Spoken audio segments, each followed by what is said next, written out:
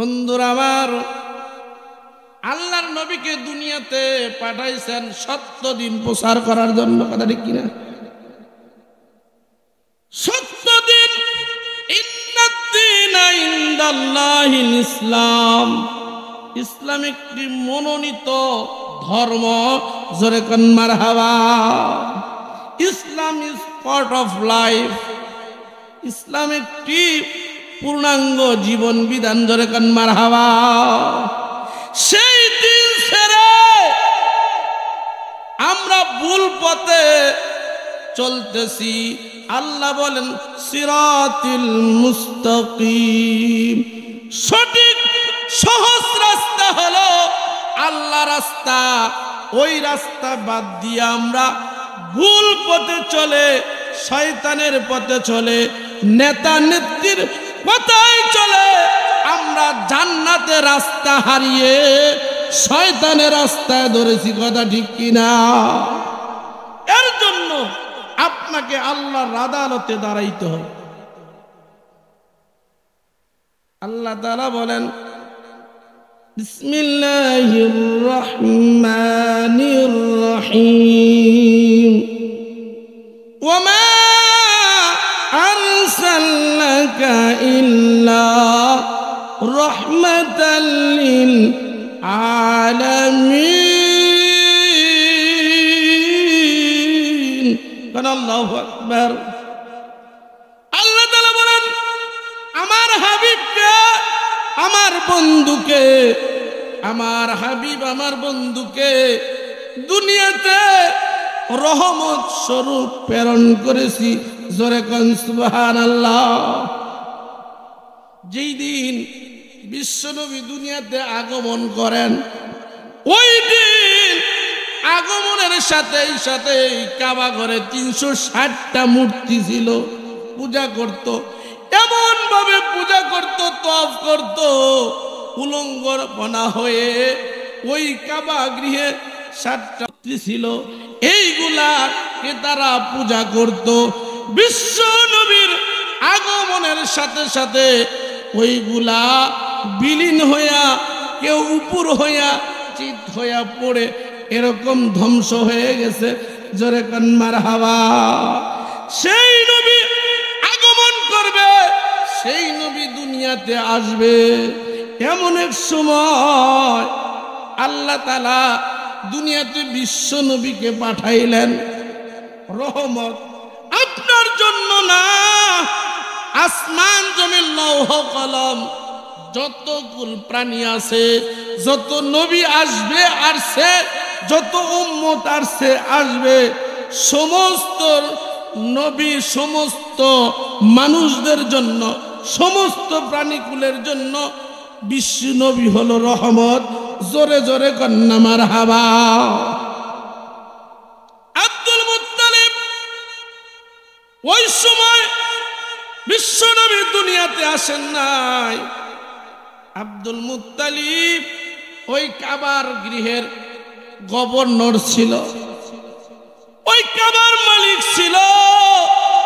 যখন মক্কার গভর্নর হয় তখন আল্লাহর নবী আগমন করেন নাই।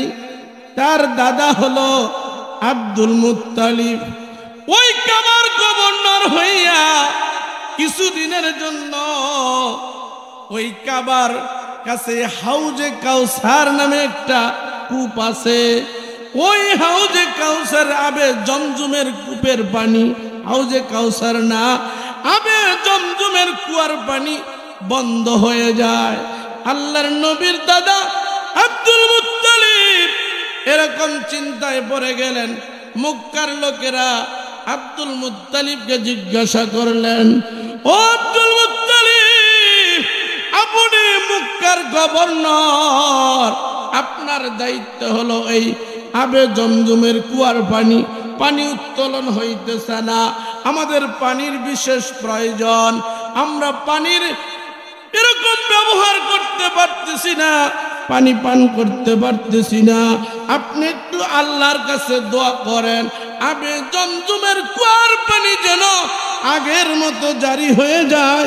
জোরে জোরে কন্যা মারহাবা।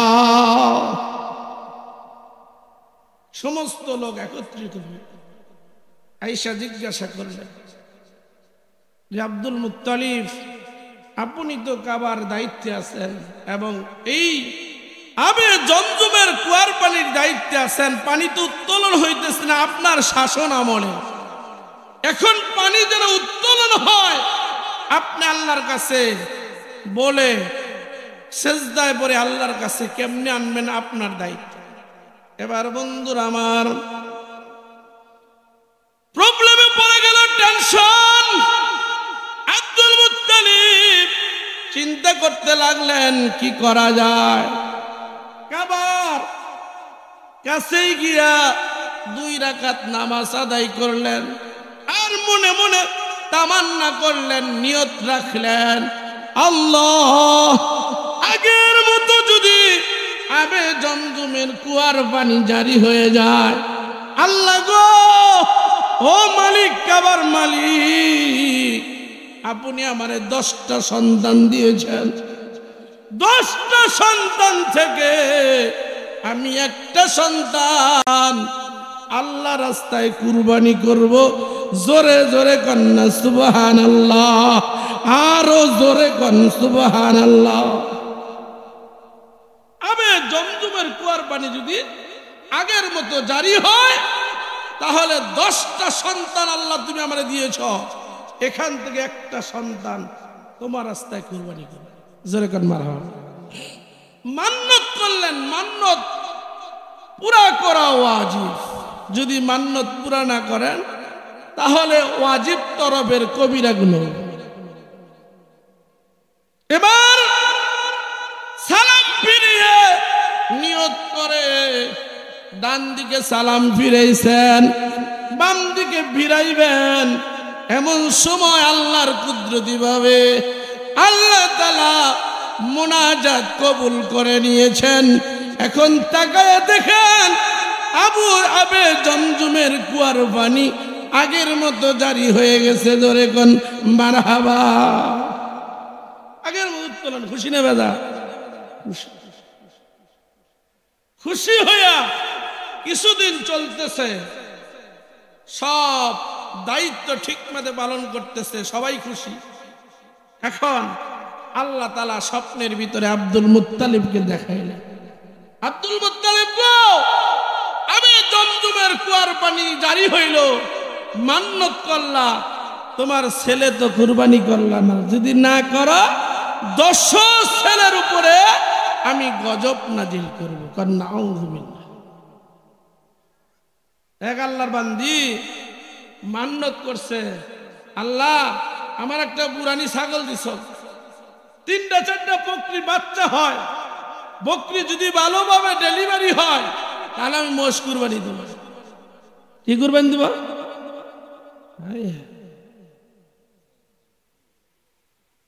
এবার মোষ কুরবানি দিবে, স্বপ্নের ভিতরে বলতেছেন। এদিকে আল্লাহ তাআলা কোনো পরিশ্রম হয় নাই, ডেলিভারি, 3টা বাচ্চা হইছে, বাচ্চা বড়, কুরবানি দেন না, মোষ নিয়ত করছে না। আল্লাহ তাআলা স্বপ্নের ভিতরে বেটিকে বলতেছে, আমার বান্দি, তুমি না বকরি যদি ভালোভাবে ডেলিভারি হয়, বাচ্চা হয়, কোনো সমস্যা না হয়, তুমি মোষ কুরবানি দাও না, দাও না কে? যদি না দাও তোমার ছাগলের উপরে গজব নাজিল হবে। এখন বেটি হিসাব লাগায় দেখে 3টা বাচ্চা সহ, মা সহ বিক্রি করলে একটা মহিষের ঠ্যাঙ্গের দামও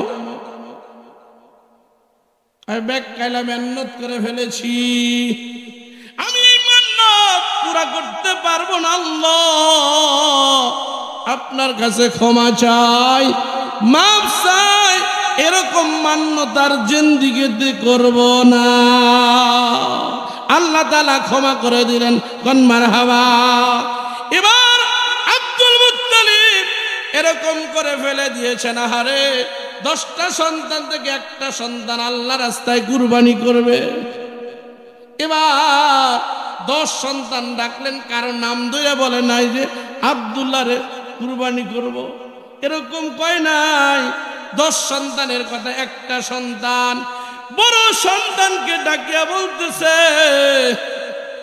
তোমাদেরকে বলি, আমি মান্নত করেছি একটা সন্তান আল্লাহর রাস্তায় কুরবানি করব। আমি তোমাকে কুরবানি করতে চাই, তোমার অভিমত ব্যর্থ করো, তোমার অভিমত বলো। এবার বড় ছেলে বলতেছে, বাবা আমার তো আরো 9টা ভাই আছে। কয়টা ভাই? আরো 9 ভাই আছে, আমি কুরবানি হতে রাজি না। 9 ভাই থেকে একটা ভাই কুরবানি করো। এরকম প্রথম, দ্বিতীয়, তৃতীয়, চতুর্থ, পঞ্চম, ষষ্ঠ, সপ্তম, নবম, অষ্টম, নবম পর্যন্ত গেছে। সর্বশেষ সন্তানের নাম হলো আব্দুল্লাহ। 10 নাম্বার সন্তানকে ডাকছে, 9ম সন্তান পর্যন্ত সবাই নাকচ করে দিছে, বলছে পারবো না, আরো ভাই আছে। বিচারক হিসাবে আপনাকে মানি, কিন্তু আব্দুল্লাহ হলো মক্কার ধন, ওনাকে আমরা কুরবানি করতে দিতে পারি না। যদি কুরবানি করেন তাহলে আমরাও আপনার সাথে যুদ্ধ ঘোষণা করব। জোরে জোরে কন্যা সুবহানাল্লাহ, আরো জোরে কন সুবহানাল্লাহ। কুরবানি করতে পারবো তাহলে? খারাপ লাগতেছে? হ্যাঁ বলবো। এবার চিন্তায় পড়ে গেলেন, আবার পাটদির আলেমকে ডাকলেন, ডেকে জিজ্ঞাসা করলেন, এখন তো কুরবানি করতে পারবো না, কি করা যায়? বলতেছেন লটারি দেওয়া হবে, লটারি যার নাম উঠবে তাকেই কুরবানি করা হবে। এবার লটারির ব্যবস্থা করা হলো, নাম তুললেন, যার নাম বেশি উঠবে সেই কুরবানি হবে। এবার লটারি দেওয়া হলো, এবার একটা দেওয়া হলো, দিল, আব্দুল্লাহর নাম উঠে গেছে, জোরে কান সুবহানাল্লাহ। একে একে কিতাবের মধ্যে আসছে আব্দুল্লাহর নাম 99 ভাই উঠছে, জোরে কান মারহাবা।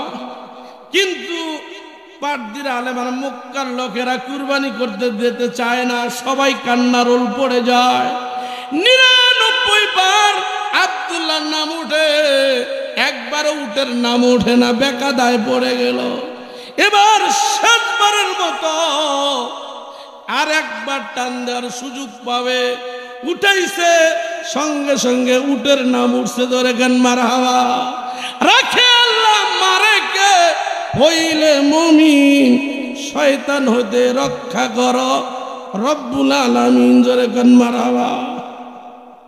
শয়তান হতে রক্ষা পেলেন এবং আব্দুল্লাহ আর জবাই হইলেন না, একবার উঠছে, একবারেই উটের কুরবানি, জোরে কান আলহামদুলিল্লাহ। এবার বন্ধুরা আমার, আব্দুল্লাহ বেঁচে গেল, সবাই আব্দুল্লাহকে ভালোবাসে, সুন্দর সুশ্রী চেহারা, বড় হতে লাগলো। ওই পাশের বাড়িতেই একজন রাজা নওফেল ছিলেন, পাটদির বড় একজন আলেম ছিলেন। এই পাটদির আলেম, উনার একটা কন্যা ছিল মরিয়ম। এই মরিয়ম কিন্তু হযরত ঈসা আলাইহিস সালামের মায়ের নাম না। এই মরিয়ম ওই রাজা নওফেলের কন্যা। মরিয়ম আব্দুল্লাহর জীবনী সম্পর্কে, বিশ্ব নবী দুনিয়াতে আগমন করবেন এই সম্পর্কে সব আলোচনা করছে। সব পাটদির আলেম ওই তাওরাত কিতাবের মধ্যে ব্যাখ্যা বিশ্লেষণ কইরা কইরা মরিয়ম জানতে পেরেছে আখেরি পয়গাম্বর বিশ্ব নবী দুনিয়াতে আসবে। 570 খ্রিস্টাব্দে মক্কা নগরে কুরাইশ বংশে একজন নবী আসবে, সমস্ত নবীদের নবী। আনা খাতামুন নবীনা লা নবিয়্যা বাদি। আল্লাহর নবী বলেন, আমি শেষ নবী, আমার পরে কোন নবী হয়ে আসিবে না।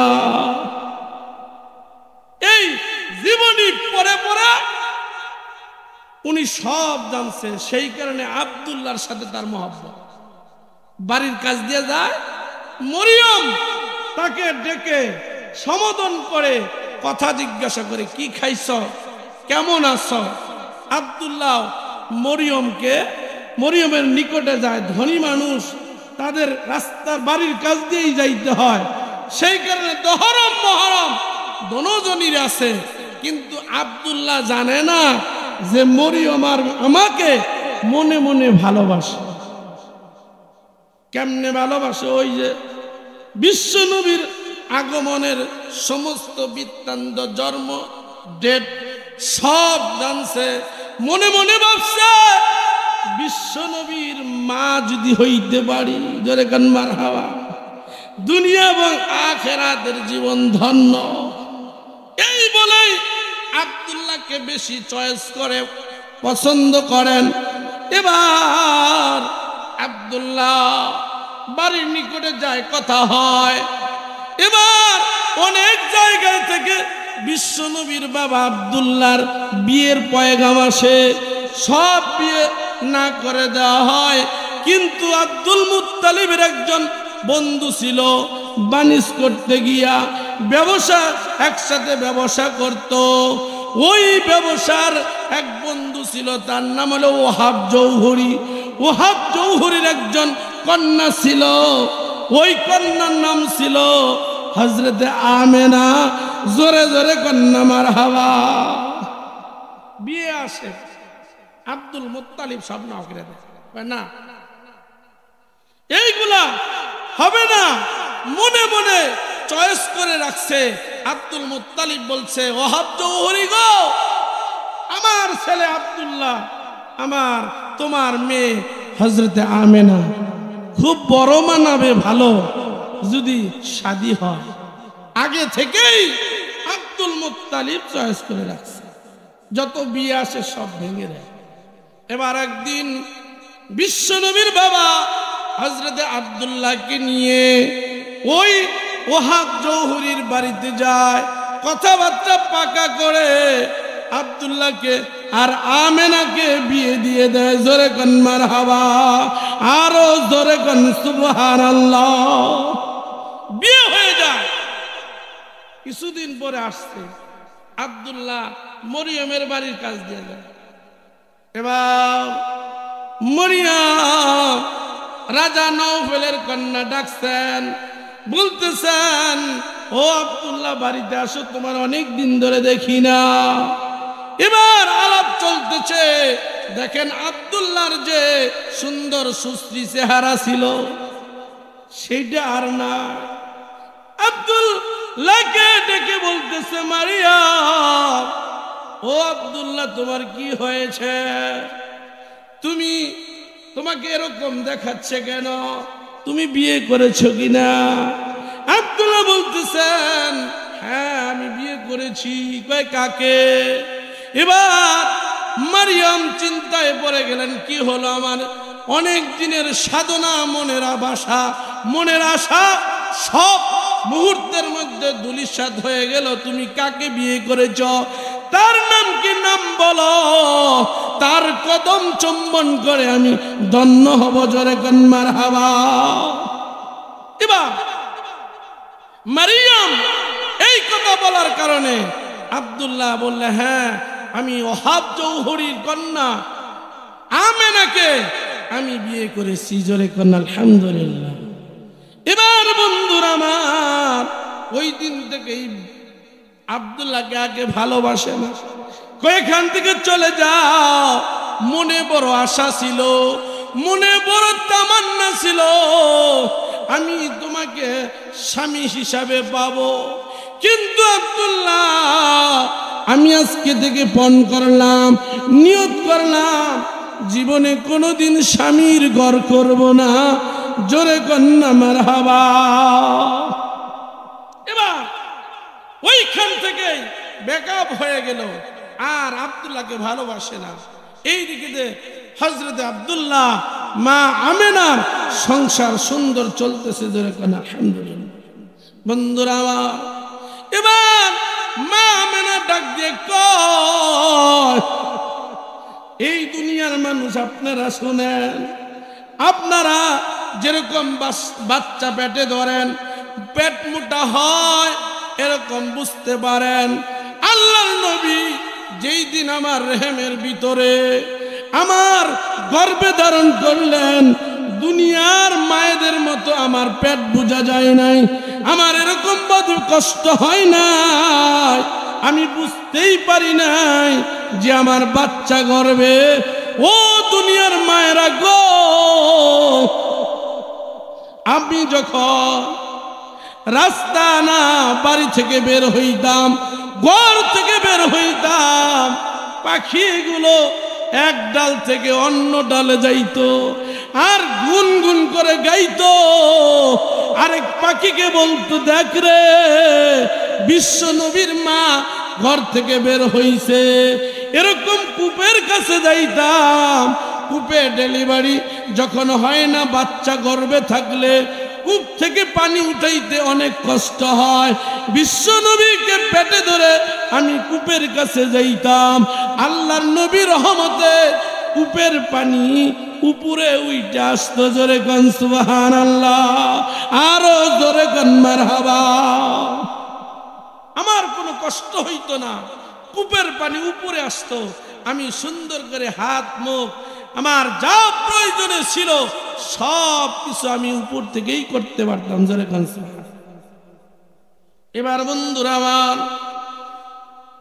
অল্প দিনের মধ্যেই বিশ্ব নবী দুনিয়াতে আগমন করবেন। এবার আগমন করবেন, সব জায়গায় এরকম আলোড়ন সৃষ্টি হয়ে গেল।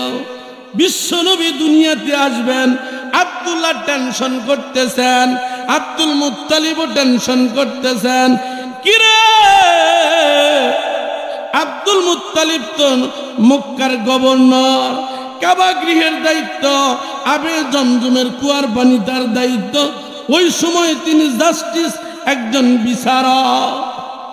কিছুদিনের মধ্যেই আব্দুল্লাহ জানেন বিশ্বনবীর বাবা বিশ্বনবীর জন্মের আগেই ইন্তেকাল করেন।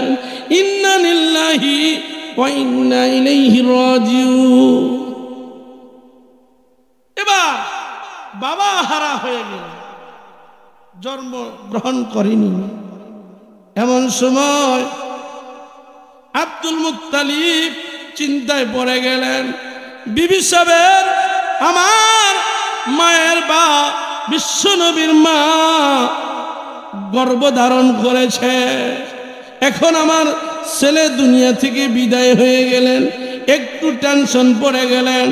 এবার বিশ্বনবীর আগমন বুঝে ওই আব্দুল মুত্তালিব আর ছেলের বিবির কাছ দিয়ে ঘোরাফেরা করে রাত্রিবেলায়ও।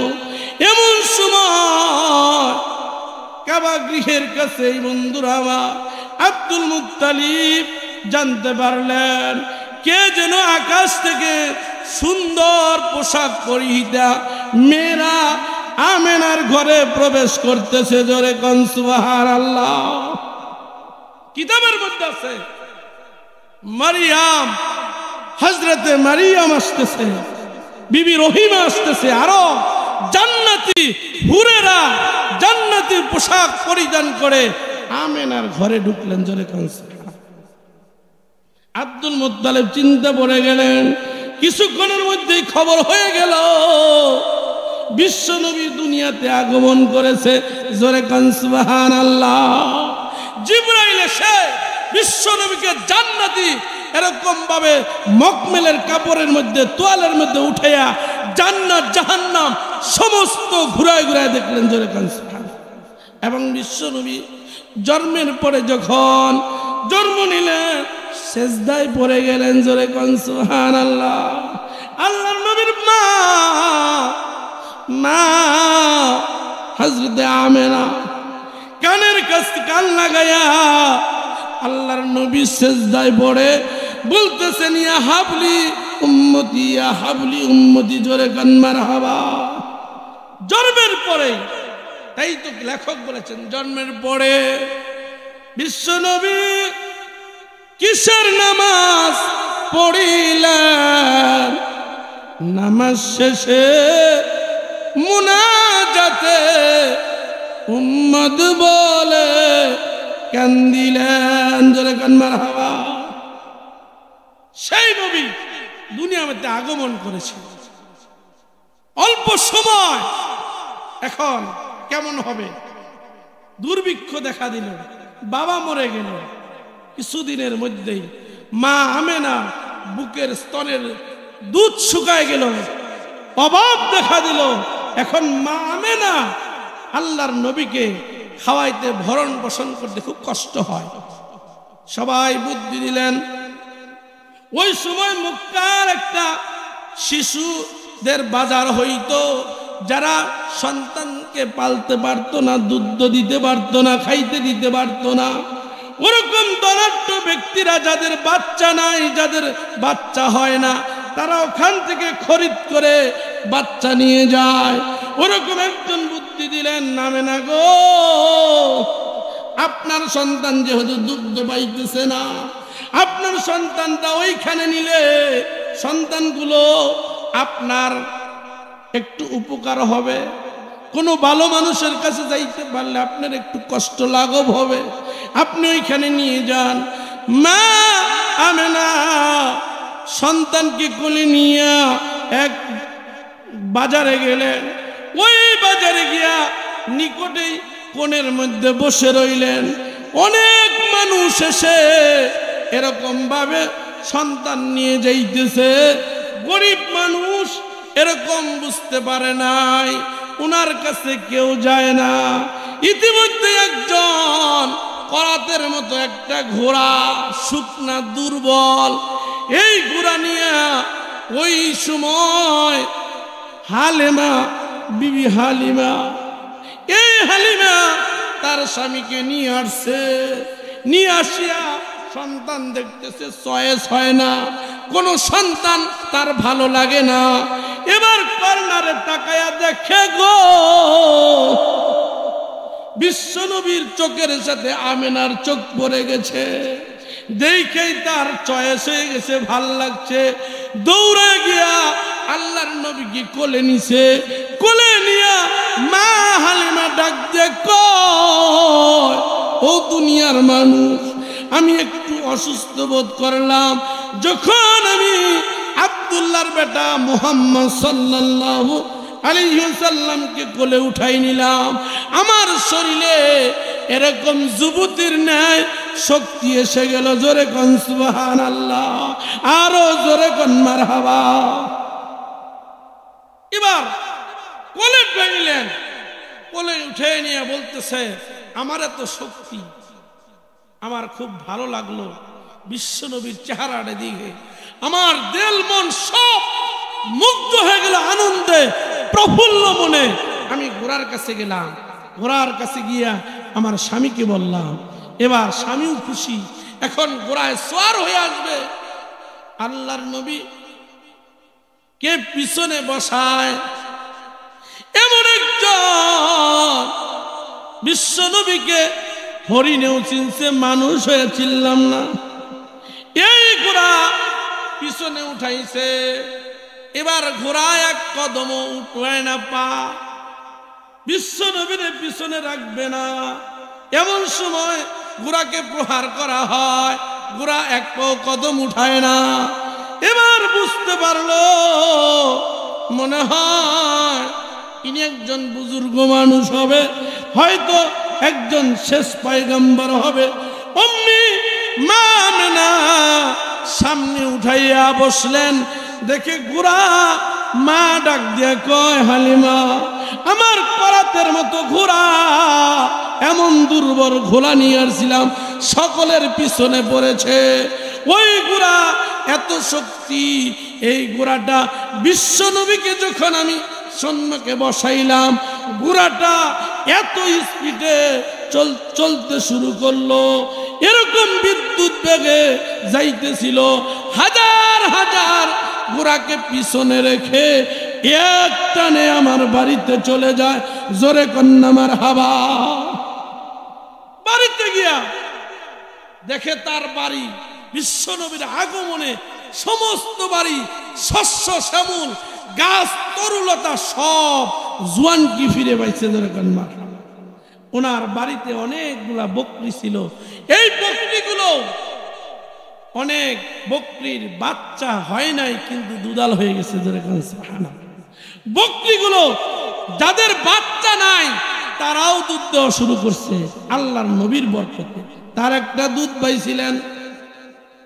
এবার হালিমা ডাক দিয়ে কয়, দুনিয়ার মানুষ শোনো, কাফের বেদিনেরা বলতো তারা দুই ভাই দুধবার স্তন কোনোদিন ভুলেও মুখে দেন নাই। ডান স্তন বিশ্ব নবী পান করত, বাম স্তন তার দুধ ভাই পান করত। কোনোদিন ভুলেও তার ভাইয়ের দুধে মুখ লাগায় নাই। জোরে জোরে কন্যা মারহাবা। বকরি দহন করত, যেই বকরির বাচ্চা আছে ওই দুধ পান করে না। কাফিররা বলতো তোমাদের নবী হক নষ্ট করছে, বাচ্চার দুধ পান করে খাইছে।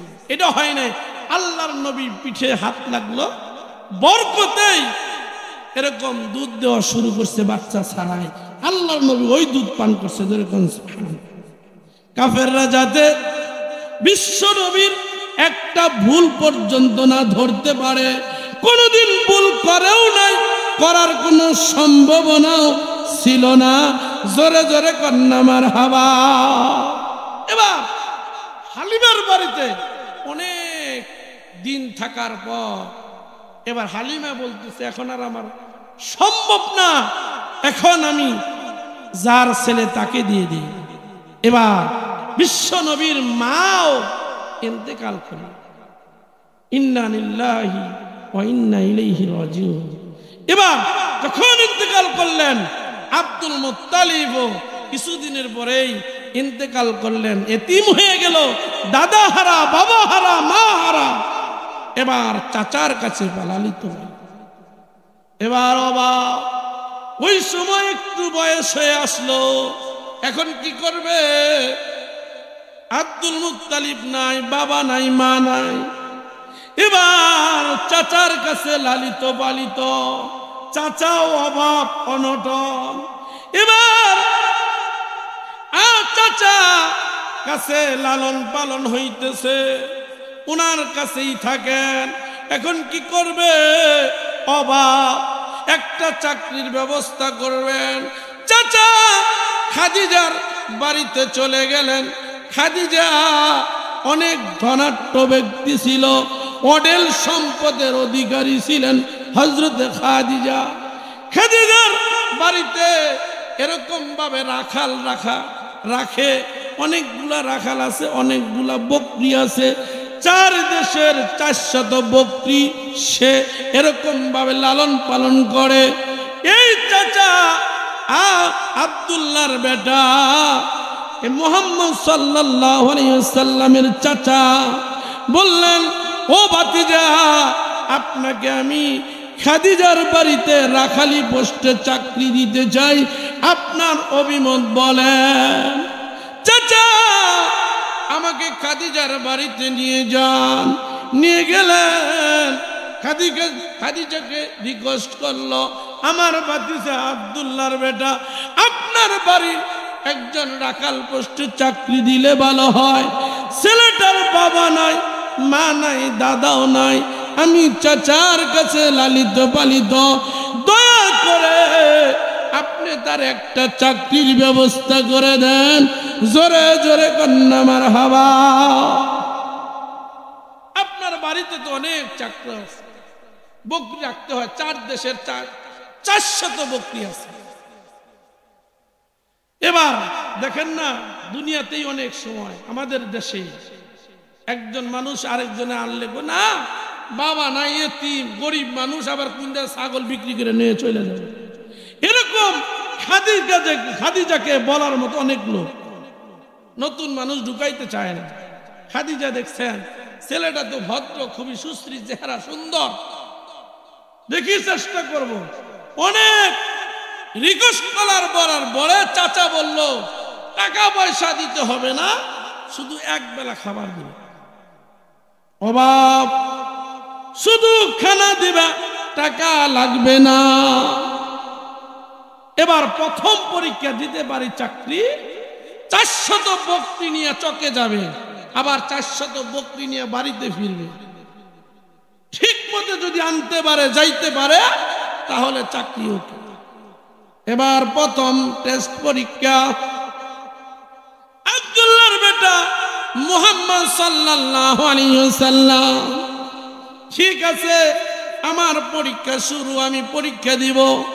সকালবেলা 400 বকরি নিয়ে রওনা হইলেন। অনেক রাখালগুলো বকরি নিয়ে যায়, অনেক রশি লাগাইতে হয়, কিন্তু বিশ্বনবীর এমন বরকত রহমত, ওয়ামা আরসালনাকা ইল্লা রাহমাতাল লিল আলামিন। আল্লাহু আকবার। 400 বকরির একটারও গলায় দড়ি নেই। আল্লাহর নবী আগে যায়, 400 বকরি পিছনে দৌড়ায়। এমন এক জায়গায় গিয়ে উপনীত হলো, সেখানে কোনো দানা বানি কিচ্ছু নেই, খালি পাথর আর পাথর। সন্ধ্যা গোনায় আসছে, গুদুলি বেলা, সন্ধ্যাবেলায় হয়ে গেছে। এখন কি হবে? এখন বুঝতে পারলেন, আসছে অনেক লোক তার পিছনে শত্রামি করতেছে। অনেকেই খাদিজাকে বলতেছে, দেখেন সন্ধ্যা গোনায় আসছে, সূর্য ডগমগ হয়ে গেছে, এখনো আপনার রাখালের আসার কোনো নাম নাই, হয়তো দেখেন বকরি নিয়ে পালাইছে। এবার খাদিজা সাথে চলল, গিয়া অনেক দূর যাওয়ার পরে দেখে বকরিগুলো পাথর আর পাথর, এমন পাথর যেখানে দানা ঘাস পানি কিছুই নেই। ওইখানে গিয়া আবার তাকায়া দেখে এত সুন্দর পেট বসছে, পেট সকলের এত বড় বড় হয়ে গেছে, খানা খাইতেছে। আবার দূর থেকে খাদিজা এটা লক্ষ্য করে চলে আসছে। আয়সা দেখে, বাড়িতে এসে দেখে 100 না 400 বকরি আল্লাহর নবী আগে আসে, পিছনে পিছনে 400 বকরি দৌড়াইয়া প্রত্যেকটা জায়গায় গিয়া, 4টা ঘরে না, এক ঘরে গিয়া 400 বকরি যেরকম কলার কাদির মতো সুন্দর করে সাজাইয়া জাবর কাটতেছে। যেরকম মারহাবা। এই দৃশ্য খাদিজা দেখছে, দেখার পরে বলতেছে, দেখছেন 4টা করে, 3 ঘরেই খালি, এক ঘরে সব বকরি, আরগুলো বকরি কই গেল? এবার বন্ধুরা আমার, সংক্ষিপ্ত আলোচনা, প্রধান মেহমান এসে গেছে। এবার 400 বকরি এক ঘরে সুন্দর করে সাজানো গোছানো পরিপাটি। এই দৃশ্য খাদিজা দেখে এবার বলতেছেন, তোমরা চুপ করো, কেমন মানুষের চাকরি দিয়েছি তোমরা জানো না, তোমরা জানো না, তোমরা আর কথা কইও না। ও আব্দুল্লাহর বেটা মুহাম্মদ সাল্লাল্লাহু আলাইহি সাল্লাম, তুমি সুন্দর করে তোমার কাজ শেষ করে কোন এক সময় নিরিবিলি পরিবেশে আমার সাথে দেখা করবা। জোরে কোন সুবহানাল্লাহ।